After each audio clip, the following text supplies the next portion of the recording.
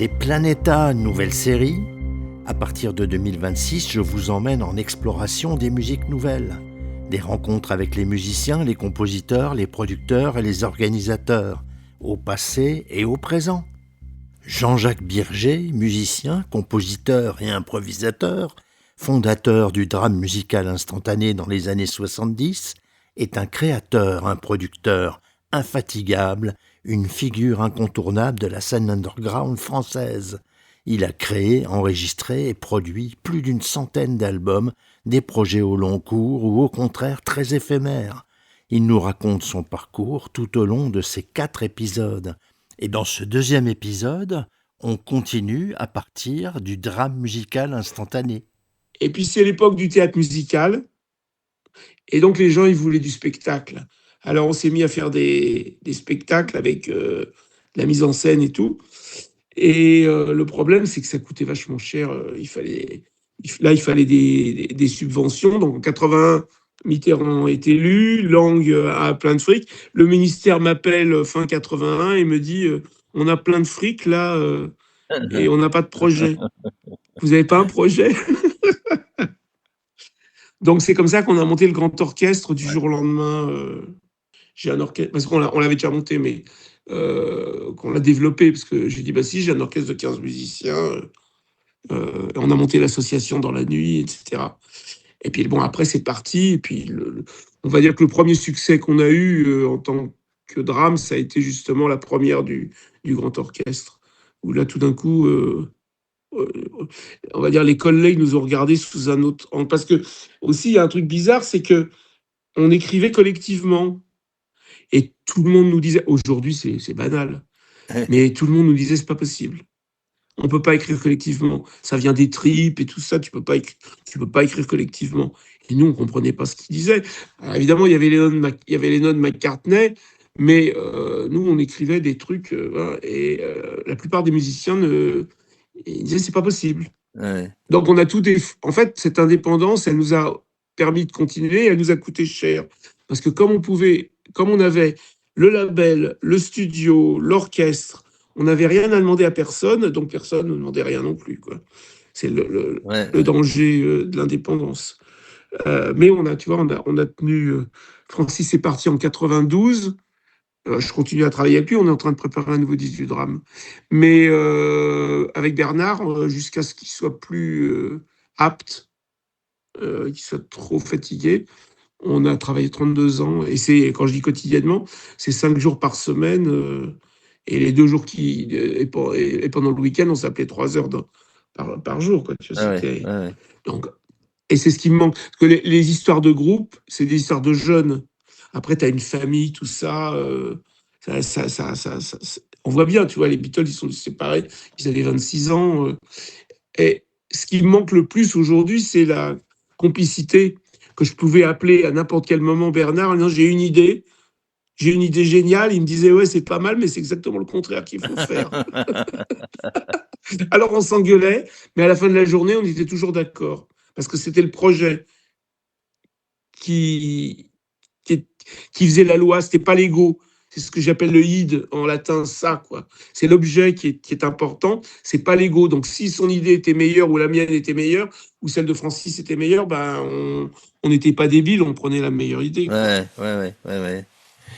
Ouais, on peut revenir un petit peu sur sur l'écoute justement et sur l'usage de l'oreille, je dirais, tu vois. Moi, Ouais. c'est pour moi quelque chose d'hyper important. Ouais, je sais bien. Et ce que j'essaie d'enseigner aussi à mes élèves en production musicale, tu vois, c'est qu'il faut cultiver son oreille, il faut développer son oreille, parce que a priori, au départ, on n'entend pas tout, on n'entend pas.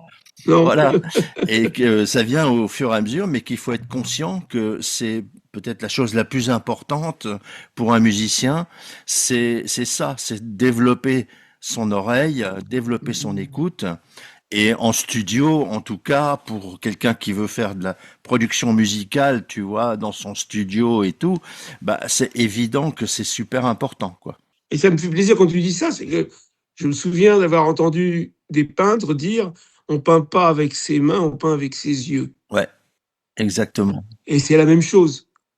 On fait pas de la musique avec sa bouche, avec ses mains, on fait de la musique avec ses oreilles. Donc ce que tu dis va tout à fait dans le sens de ce que j'ai toujours défendu aussi, quoi. Donc l'intérêt pour toutes les musiques et pour tous les et aller dans la forêt, Voilà, aussi bien qu'écouter le bruit de la rue, voilà, voilà. Et c'est vrai que euh, dès le départ, moi, c'est quelque chose qui m'a un peu hypnotisé dans ce que vous faisiez au début, à partir du premier disque du drame, tu vois, c'était ça, quoi. oui, même dans Défense 2, il y avait des bruits Mais de aussi, oui, bouilloire, il y oui, avait oui, oui, oui, oui. ouais, ouais. Donc ça, Il y avait on courait, on avait, au lieu d'avoir une rythmique, je m'étais enregistré en train de courir dans un couloir, des ouais, trucs comme ouais. ça, quoi.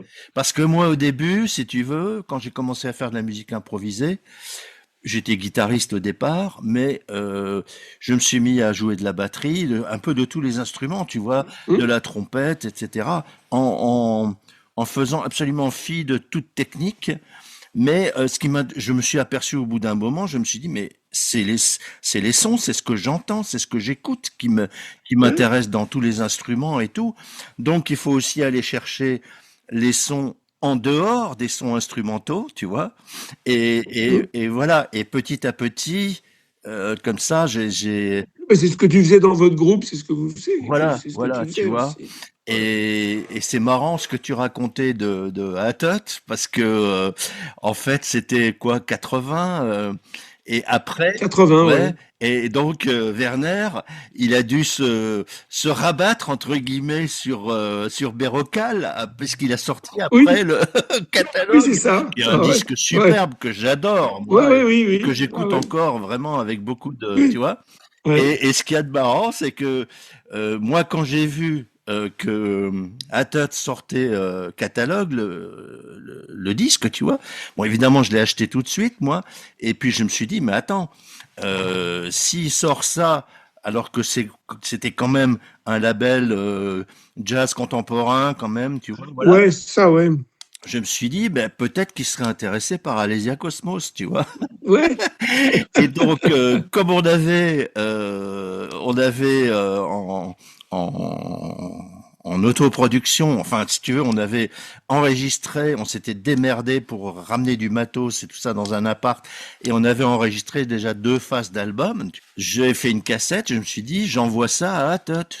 Et Werner, lui, 3 jours après, il me téléphonait. Et, Bah et oui. donc c'était parti. Et il me dit oui, ben je voudrais plus qu'un album parce que c'est dans la collection et il faut quelque chose en plus, un 45 tours ou bien un maxi et tout.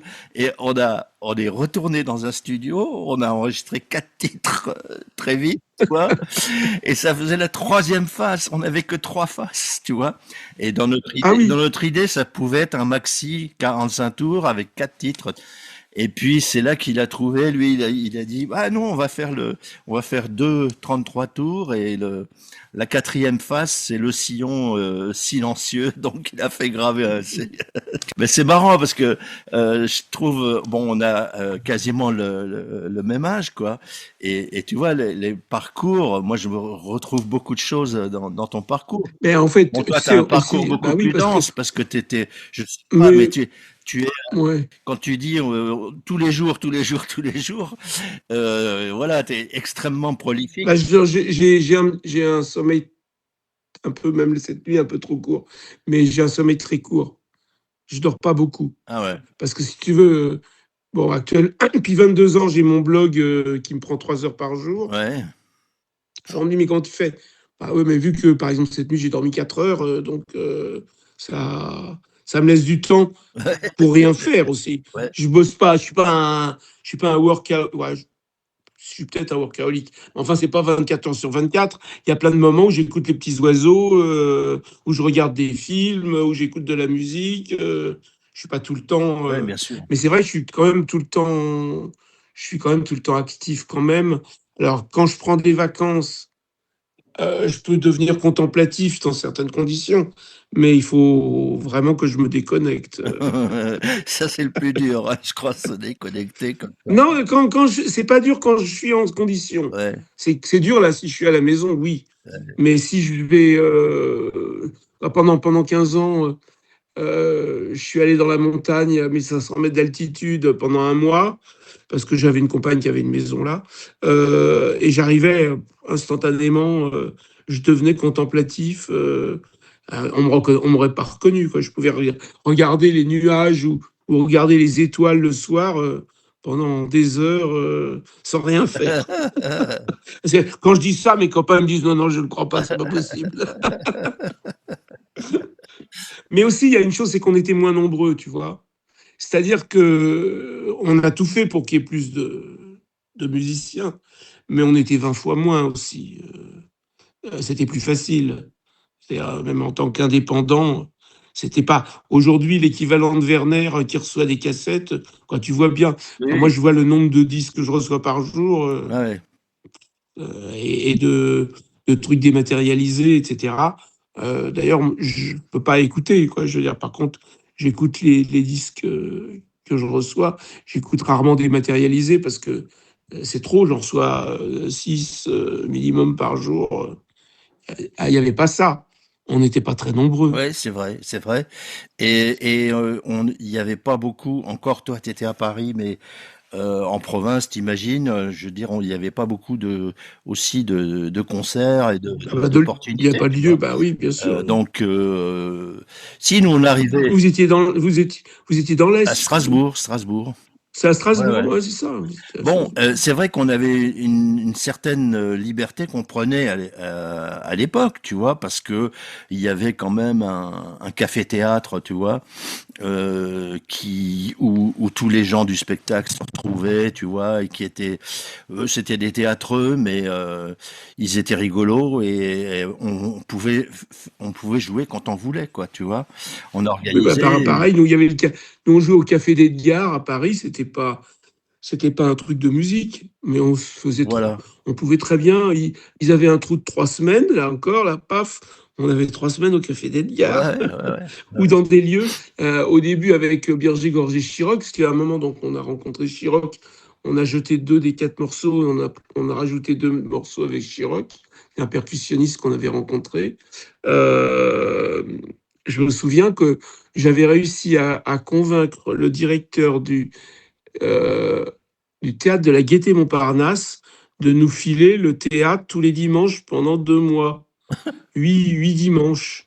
Bon, alors, je peux te dire que le nombre de spectateurs, c'était entre 8 et 20, mais on a pu jouer dans un théâtre, ça nous a fait du bien. Ouais. On a joué quand même 8 dimanches de suite. Aujourd'hui, un truc comme ça. Si, maintenant, il y a des tas de lieux. Bah là, le 21 mai, je vais jouer dans un truc qui s'appelle les pianos ou les guillotines à Montreuil. J'ai envie de dire, il y a des tiers-lieux, il y a des concerts en appartement, il y a des trucs comme ça hein, Voilà. qui Ouais, ouais. existent, qui peuvent se faire. Euh, mais c'est pas un théâtre à l'italienne. Non, non, non, non. Ouais. Eh ben, tu vois justement ce qui me encore un point commun, si tu veux, c'est ce qui me frappe, c'est que les séries de concerts que tu fais chez toi, quoi, tu vois. Moi, je fais un peu la même chose à Strasbourg, tu vois. Régulièrement, Ouais, j'invite qui c'est bien. tous les gens que je peux inviter. Il n'y a pas Ouais, d'argent, il n'y a oui. pas de Ouais. budget, mais voilà, on essaye de Bah oui, payer les voyages, des choses comme mais ça. moi je trouve ça assez sain, si tu veux, parce que j'ai cette histoire du fric. Moi, le fric, j'ai très bien compris que c'était une des raisons de s'engueuler dans un groupe. Donc, quand j'ai monté un drame musical instantané avec les 2 autres, j'ai dit, moi, je vous propose qu'on partage les droits, un tiers, un tiers, un tiers, même si c'est un solo de flûte. Bernard, qui sortait en particulier du unit, où Portal les escroquait, ils déposaient les partoches le lendemain des impros à la Ah ouais, SACEM. C'est carrément. pour ça qu'ils se sont engueulés. Bah oui, c'est pour ça qu'ils se sont engueulés devant les caméras de la télé allemande. Toujours, ils disaient non, mais c'est moi qui l'ai écrit. Non, c'est moi qui l'ai écrit, ce thème-là, etc. Tu vois, ils se crêpaient le chignon. Donc, déjà, j'ai dit ça. Et ensuite, toute ma vie, j'ai dit je prends les projets qui me plaisent, pas ceux qui rapportent de l'argent. Attends, quand il y a du fric, j'en demande. Quand il n'y en a pas, c'est pas le problème. Ouais. C'est pas ça qui fait le choix. Et avec les autres, ça a été ça a été ça. Et de toute ma vie, et en fait, des fois, tu vois, tu fais un projet qui rapporte pas une thune, même qui t'en coûte, parce que quand ça rapporte pas, ça coûte forcément, tu as des frais. Et ben, des fois, 14 ans après, le gars, il est revenu, puis il m'a trouvé un super boulot, parce que on avait juste un bon rapport, mais on pense pas au fric, parce que sinon, Ouais. j'en parlais encore justement avec Karsten Rapfel, avec qui je suis joué justement le 21. Il me dit, oui, les mecs, ils ont la tête qui enfle, etc. Ils pensent au fric, ils pensent plus à la musique. Et puis même nous, ce que j'essaye, ce que je fais là, les séances dont tu parles, ce que j'appelle pique-nique au labo, Ouais. euh, je leur dis, et puis avant qu'il y ait pique-nique au labo, parce que là c'est des concerts, mais avant je faisais des séances, une journée en studio, tu vois, juste à enregistrer un album. Je leur disais, quand on avait 15 ans, on jouait pour le plaisir, pour la passion. Puis un jour, on a commencé à avoir des gigs et on a commencé à avoir un peu de sous. Puis un jour, on est devenu professionnel. Et puis, ça a marché. Et même dans certains cas très, très dangereux, on s'est mis à gagner de l'argent, vraiment. Et là, on devient con. Et on oublie la passion. Et on oublie pourquoi on a fait tout ça. Donc, ce que je vous propose, quand vous venez enregistrer avec moi, il n'y a pas de blé, hein, du tout. Je n'ai pas de subvention pour ça, etc. Je vous propose de retrouver vos 15 ans. On est complètement libre. Si vous avez envie de prendre, j'ai des centaines d'instruments aussi à la maison. Et il y a Mathias Lévy qui est violoniste. Il me dit, j'ai toujours rêvé de jouer du saxophone. Je dis, ben, j'ai un alto, là, si tu veux, vas-y. Et il enregistre un morceau à l'alto. Il a jamais. Il ose quelque chose qu'il n'oserait pas faire, évidemment. J'arrive à les mettre dans un état d'être des gamins, de juste on se marre, quoi. On est là pour se marrer exactement comme quand on avait 15 ans. On pensait pas, on fait dans le style, on fait dans. Non, on jouait parce qu'on s'éclatait, quoi. Et puis on n'avait aucune arrière-pensée. Donc je leur dis, ben, il faut jouer sans arrière-pensée, librement. Et ça marche vachement bien. C'est pour ça qu'ils ont tous voulu jouer. J'ai arrêté hein, l'année dernière parce que, alors moi j'ai un truc un peu taré, c'est quand c'est bien et que je sais que ce sera bien, ça n'a plus d'enjeu et je m'ennuie. Donc j'ai dit, il y en a plein qui veulent continuer à enregistrer, mais moi je sais que ça va être bien, donc il n'y a pas de danger, donc j'arrête. Donc j'ai arrêté les trucs. Alors je vais en refaire, là tu vois, le 21 juin, on va faire une super 2 séances en plus, un dimanche, parce que c'est un peu particulier.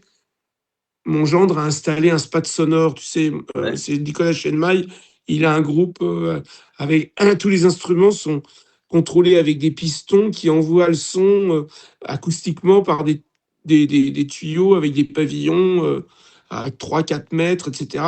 Et donc c'est une spatialisation acoustique. Donc il a monté un spat pour moi, il vient avec son spat. Puis carrément en première partie, on a un quatuor à cordes qui vient jouer. Donc bon, c'est un peu ça. Mais sinon, j'ai un peu arrêté parce qu'il y avait plus d'enjeux. Ouais. Et je cherche des idées. C'est pour ça qu'on a enregistré il y a pas longtemps avec Denis Lavant, par exemple, et qu'on a fait, c'est je crois le disque le plus récent que j'ai fait, avec Lionel Martin, qui est un saxophoniste de Lyon. On a enregistré une journée avec Denis Lavant et on avait la trouille. On ne savait pas. On était en impro. Il apporte des textes, on ne connaît pas les textes. Donc on pétochait. Ben ça m'intéresse. Ouais. Parce que quand je dis toujours, quand je sais faire, je gère. Quand je sais pas faire, je crée. Ouais, ouais. Ça m'oblige à inventer un. Tu vois, j'ai fait beaucoup. Bon, comment je m'en suis sorti? C'est parce que j'ai fait des musiques de commande, évidemment. Ouais. C'est pas en Bien faisant les sûr. concerts que tu gagnes ta vie. Tu gagnes ta vie. Ça, j'ai compris ça, mais ça, j'ai compris ça en 92. J'avais une fille qui avait 7 ans et je me suis dit, j'ai envie de la voir grandir. On faisait beaucoup de tournées, hein. J'ai envie de la voir grandir, j'ai mal au dos de porter du matériel, les salaires vont baisser, ça a commencé déjà. On s'arrête. Et c'est le moment où Francis est parti, on s'est chamaillé sur un truc.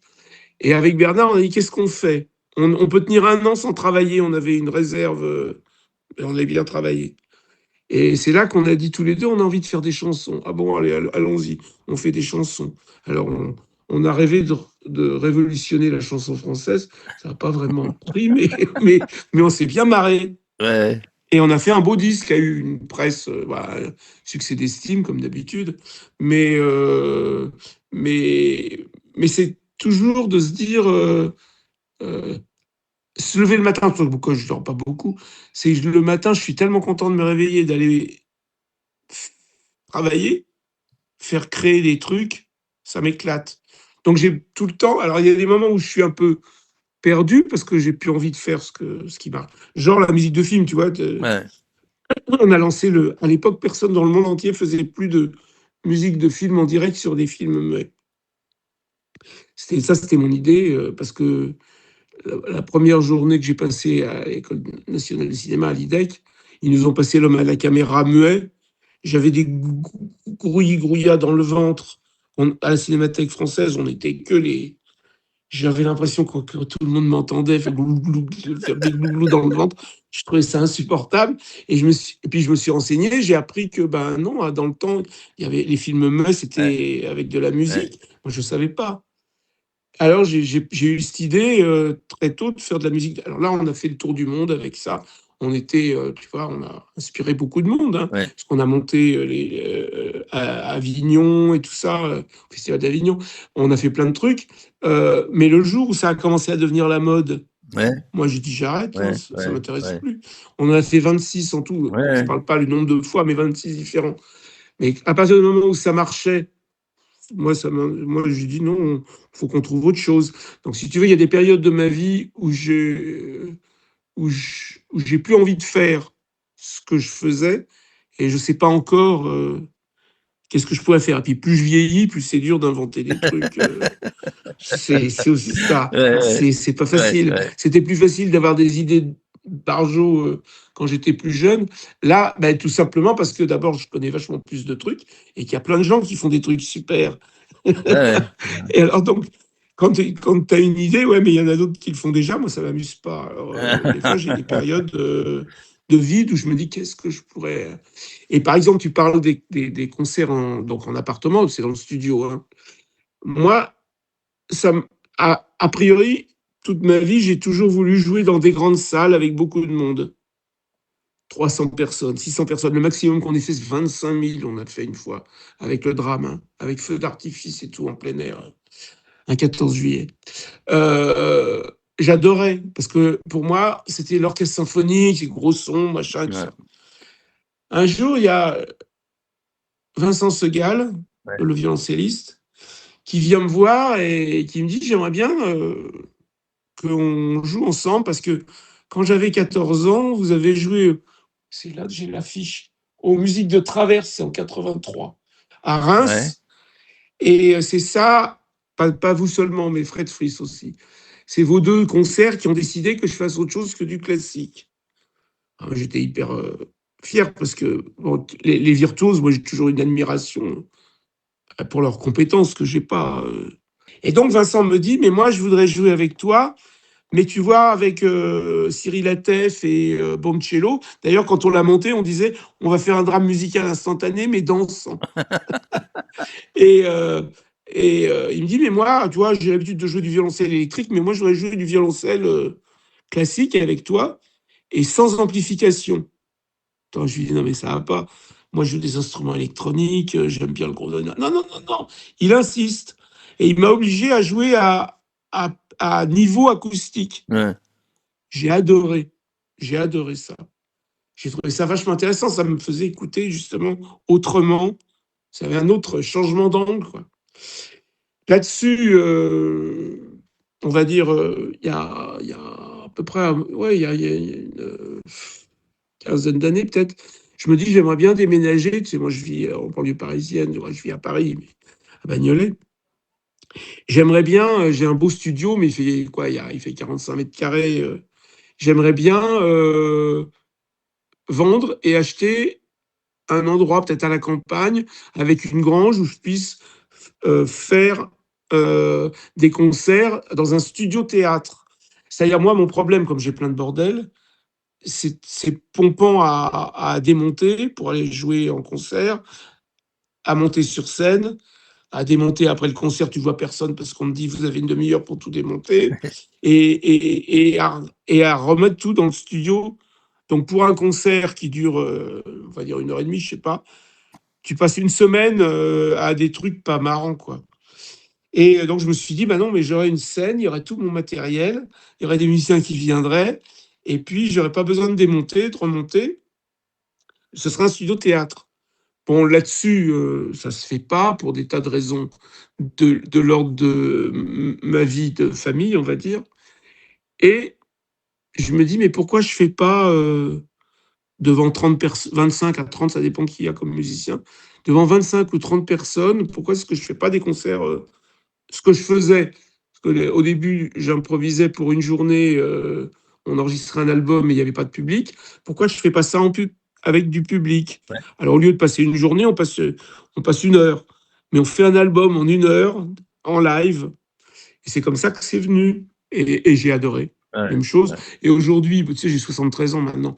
Donc, franchement, les concerts, là, je vais en faire, là, justement, je vais en faire le 21 mai, mais j'ai beaucoup moins d'appétence à aller jouer devant. J'en ai fait tellement, ça me manque pas. Contrairement à des musiciens qui vivent, je pense à Louis Clavis, ces gens comme ça, qui pourraient pas vivre sans le rapport au public. Moi, j'ai toujours été quelqu'un qui était beaucoup plus branché par le studio malgré tout, et je dirais même par les disques que par les concerts. Donc moi, ça me va très bien le studio, j'adore ça. Ouais. Je préfère ça au rap. Et en plus, je devais probablement avoir le track sans le savoir, parce que j'envoyais les autres devant, parce que moi, avec mes machines, j'étais caché, tout ça. Puis j'envoyais le trompettiste là, et le guitariste ou les autres devant, et moi, je contrôlais tas de trucs, mais j'étais trop timide pour le. Bon, ça s'est passé. Ne manquez pas la suite des aventures de Jean-Jacques Birger dans le prochain épisode de Planéta, la revue sonore des musiques nouvelles. Vous pouvez écouter ce podcast sur les plateformes numériques Apple Podcast, Spotify, Deezer, Amazon Music, YouTube, Podcastix et bien sûr aussi sur Plan Sonore. Pour ne rien rater, abonnez-vous et parlez-en autour de vous. Planéta a besoin de votre soutien.